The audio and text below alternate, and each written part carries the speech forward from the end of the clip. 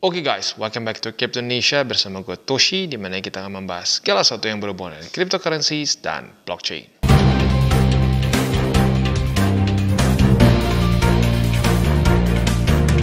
Oke, jadi pada hari ini guys, kita akan membahas mengenai beberapa hal yang masih sering diperdebatkan di dunia kripto ya.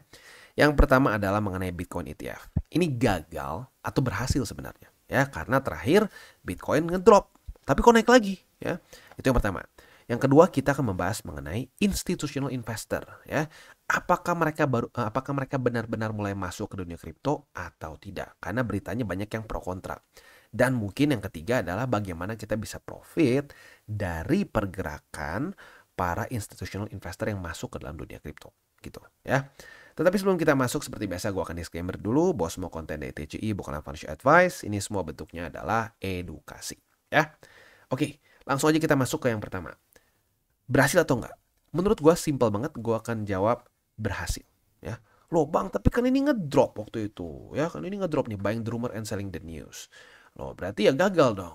Nah, faktanya kita lihat di sini. Dalam seminggu terakhir, net inflow itu mencapai 2,2 miliar US dollars. Ini bahkan nggak seminggu ya. Cuma 4 hari dari tanggal 12 sampai tanggal 16. Inflow sebesar 2,2 miliar US dollars. Bukan miliar rupiah, miliar US dollars. Artinya apa? Ya gini deh, gua tanya ke lo. Lu yang bisa beli Bitcoin di exchanger, kira-kira beli di mana? Exchanger atau beli Bitcoin ETF? Jawabannya gue cukup yakin, ya beli di exchanger lah, gampang ya. Berarti orang-orang yang beli ETF ini kemungkinan besarnya adalah apa? Institutional investor ya. Kalau enggak ya buat apa? Karena lagi-lagi yang menjadi hambatan besar bagi institutional investor untuk beli Bitcoin adalah regulasi. Mereka seringkali tidak diperbolehkan untuk membeli atau punya exposure langsung terhadap Bitcoin gitu ya. Dengan adanya pihak ketiga gitu ya, seperti BlackRock gitu ya, dengan ada juga seperti Grayscale yang membuat Bitcoin ETF. Nah, secara regulasi mereka boleh. Artinya kalau ini meningkat pesat, ya jelas kemungkinan besar yang masuk ke dalam market adalah institutional investor. Dan gak main-main angkanya ya. Dan seperti biasa, BlackRock selalu mendominasi dengan 1,6 miliar USD dalam seminggu kemarin. Ya, jadi memang ya BlackRock ya, susah. Semua orang ujung-ujungnya ke BlackRock. Dan kalau ada orang yang mikir, ah bang jangan-jangan cuma ya ETF yang lain lebih tinggi, jangan-jangan. Ternyata datanya berkata lain ya. Di sini ada S&P, VU itu kayaknya S&P juga ya, atau Dow Jones ya. Pokoknya inilah, ini semua adalah ETF-ETF ya. Dan kalau kita lihat, kalau disatukan ternyata yang paling tinggi dalam at least 1 minggu ke belakang adalah ETF Bitcoin. Gitu. Jadi ini menunjukkan bahwa apa? Menunjukkan pada faktanya, walaupun banyak yang pro kontra, ada yang masuk nggak sih? Ya, secara institutional investor banyak yang masuk nggak sih? Faktanya menyatakan bahwa, oh ternyata demand untuk Bitcoin ETF tinggi. Ya, dan sekali lagi ini berbeda dengan yang futures ya. Untuk yang ETF spot, artinya para para perusahaan yang membuat si ETF ini harus membeli Bitcoin. Jadi nggak bisa cuma kayak futures kan nggak langsung dibeli ya. Jadi ini mereka harus beli Bitcoin, otomatis akan mengurangi supply di market. Otomatis akan mengguncang harga gitu ya. Jadi ini dia jawabannya ya. Jawabannya pada faktanya inflow besar. Gitu. Jadi peningkatan ini tentunya sangat terbantu juga dengan ya ini data-data yang menunjukkan bahwa banyak terjadinya pembelian ETF spot Bitcoin. Nah, sekarang kita masuk mungkin ke lebih yang kedua nih. Jadi kan udah mulai terbukti nih, ada tanda-tanda lah minimal ya. Karena 2 miliar gini mungkin buat institutional investor masih kecil ya. Tapi mulai ada tanda-tanda dana mulai masuk ke dalam market kripto lewat institutional investor. Nah, kita bisa profit nggak sih dari situ? Menurut gue bisa. Salah satunya adalah dengan ya kita membeli token yang teraffiliated dengan platform yang memang customer utamanya adalah institutional investor ya. Salah satunya adalah Definity ya. Definity ini adalah suatu institutional ECN standard di dalam digital asset dan forex trading ya. Jadi ini bukan exchanger ya. Ini adalah broker masuknya ya, karena ECN. Nah, mungkin buat lu yang langsung dari awalnya ke kripto dulu, mungkin ECN ini bukan suatu hal yang lu sering dengar. ECN broker ini adalah forex broker yang langsung secara direct mengconnect buy sell orders lewat Electronic Communication Network atau ECN. Gunanya apa, Bang? Gunanya ini akan ada faster execution, jadi lebih cepat eksekusinya, dan juga di harga yang lebih favorable begitu. Jadi nggak terlalu ada sering rekrut. Buat elu yang sering trading forex, apalagi yang jadul gitu ya, pasti sering kesal kalau kena rekrut ya. Nah, kalau ECN enggak begitu. Nah, jadi ini adalah suatu broker yang bukan cuma forex aja, tapi sekarang juga ada kripto di dalamnya. Kita bisa trading berbagai macam kripto maupun forex. Tetapi fokus dari si Definity ini adalah untuk institutional investor gitu ya. Nah, dengan seperti itu artinya apa? Artinya kita bisa mendapatkan suatu exposure ya terhadap market yang mungkin mulai hot nih sekarang, yaitu adalah institutional investor ya. Nah, jadi sekali lagi fokus mereka itu di situ, dan mereka juga punya grade yang tinggi untuk bisa memastikan aset-aset di dalam si Definity Markets ini lebih aman gitu ya. Nah, detail seperti apa kita akan bahas sekarang. Oke, jadi apa saja keuntungan dari Definity? Ya, yang pertama adalah mereka memiliki fixed API access, di mana kita bisa connect seamlessly via fixed protocol ke back office kita ya. Nah, ini mungkin lebih kepake lagi kalau ya lagi-lagi institutional investor ya.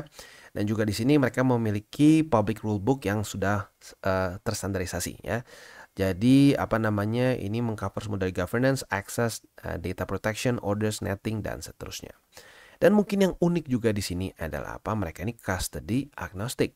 Nah, biasa broker masih self custody gitu. Nah, di sini mereka menggunakan Fireblocks untuk yang kripto. Untuk kustodian fiatnya tuh nanti detailnya seingat gue di belakang ada di bank tertentu seingat gue ya. Dan juga ada instant market gateway di mana trade bisa dilakukan secara langsung ya, dan juga apa namanya, ini bisa juga kita market making firms-nya ya otomatis lebih gampang untuk para institutional investor ya. Nah, selanjutnya kalau kita di sini juga yang paling penting adalah Definity ini bukan baru mau buka ya. Jadi kalau kita di sini sebenarnya grup mereka ini udah ada grup sebenarnya dari 2017. Dulu itu grup mereka itu namanya adalah DMA Link ya. Nah, ini dari 2017. Nah, mereka sendiri itu secara apa namanya total dari trades dan seterusnya itu sudah cukup besar ya. 2 juta lebih forex transaction yang completed, juga ada 63 foreign exchange currency pairs, ada 11 lebih digital assets ya, termasuk stable coins dan seterusnya. Ada juga 1 triliun lebih USD completed fiat forex transaction. 1 triliun loh ya. Jadi ini bukan suatu platform baru, bukan suatu broker baru, tapi sudah cukup lama. Tetapi mereka sekarang lebih ingin fokus juga ke dalam dunia kripto gitu, karena mungkin ya lagi-lagi mereka melihat memang potensinya semakin besar. Sama seperti ini nih. Ya, fakta bahwa para institutional investor, the smart money dalam tanda kutip ya, itu mulai masuk ke dalam crypto markets. Ya, jadi mereka ingin untung di situlah kasarnya seperti itu ya. Nah, kalau kita juga di sini mereka ada beberapa partner yang mungkin ya kalau mungkin di kripto sih yang paling kita sering dengar 2 ini nih. Custody mereka menggunakan Fireblocks dan compliance menggunakan Chainalysis. Nah, terus ya kalau untuk forexnya otomatis mereka kerjasama dengan DMA Link yang di sini ya. Nah, sekarang pertanyaannya, timnya apakah nyambung atau enggak? Ya kan sering tuh menjadi permasalahan adalah apa namanya, crypto projects ya, misalkan wah timnya ternyata pas dicek nggak nyambung, orang-orangnya mungkin kesannya apa namanya bukan backgroundnya bukan coding, bukan computer science gitu. Nah, di sini kalau kita lihat tim dari si Definity itu sendiri bisa dibilang memang orang-orang yang di dalam bidang TradFi, lebih fokusnya ke TradFi ya dibandingkan dengan kripto sih sebenarnya ya. Kayak contoh di sini si co-foundernya adalah Manu Chodari ya. Nah, dia ini adalah apa namanya co-founder dari si Demalink juga, dan juga si Definity ya. Tetapi kalau kita lihat secara experience-nya sendiri ya, dia itu di sini nih ya kita bisa lihat dia ternyata di sini ternyata bukan co-founder tapi CEO dari Demalink ya. Ini tuh udah dari 2019 dia. Dan kalau kita lihat juga memang secara backgroundnya memang di TradFi ya, seperti kita bisa di sini dia di Lloyds Banks Corporate and Institutional, dan juga dia itu pernah di Barclays ya dari 2004 sampai 2007. Selain dari itu juga kalau kita di sini ada Michael Sivek, ini mungkin bacanya Sivek atau Sivek ya. Nggak tahu nih, kayaknya sounds kayak orang ini ya, kayak orang Polish ya. Kalau kita lihat di sini dia co-founder juga dari Demalink ya dan juga Definity Markets. Kalau kita lihat di sini dia itu secara experience-nya itu mirip-mirip ya. Oh, mungkin dia lebih fokusnya di forex nih kalau kita lihat ya. Dia ada di sini sebelum di Definity ya. Dia advisor to the board di DXP, terus juga dia pernah di sini jadi managing director and founder di Seven Hedge. Consultant juga ya di family office, terus juga di sini senior account manager. Jadi ya lebih ke orang TradFi lah. Oh, dan juga di sini dia pernah jadi senior relation manager di New York Stock Exchange begitu. Jadi ya memang lagi-lagi isinya adalah orang-orang yang punya experience ya, punya pengalaman di dalam dunia finance in general gitu ya. Nah, selanjutnya kalau kita lihat di sini, oke, kebayang nih ya, ini suatu broker ya. Lu bisa trade berbagai macam kripto maupun forex dan mereka lebih fokusnya itu di institusi. Nah, pertanyaannya ini dari sisi kitanya gimana nih bisa profitnya? Nah, kalau kita lihat di sini mereka itu ada token. Nah, tokennya ini kita bisa beli di Uniswap atau di ini ya. Sekarang di mana? Uniswap dan di Pancake ya. Untuk sekarang sendiri kita bisa lihat di sini sekarang lagi rada turun ya, lagi lumayan turun. Tetapi overall kalau kita di sini market cap sudah mencapai 3,3, masih masuknya ke micro cap sih ya, tapi ya oke lah, masih udah lumayan. Holders masih 2.479 dan supply sebesar ini ya. Jadi overall sih ya kalau kita mau tertarik untuk memiliki exposure ke dalam si Definity Markets ini ya dengan paling gampangnya adalah kita beli di Pancake maupun Uniswap ya.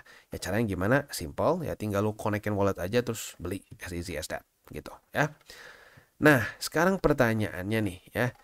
Ini si Definity ini ya apa namanya, walaupun gue lihat misalkan timnya kayak tadi gitu ya, apakah berpotensi atau enggak, apakah dia memang sudah pemain lama yang punya pengalaman atau enggak ya.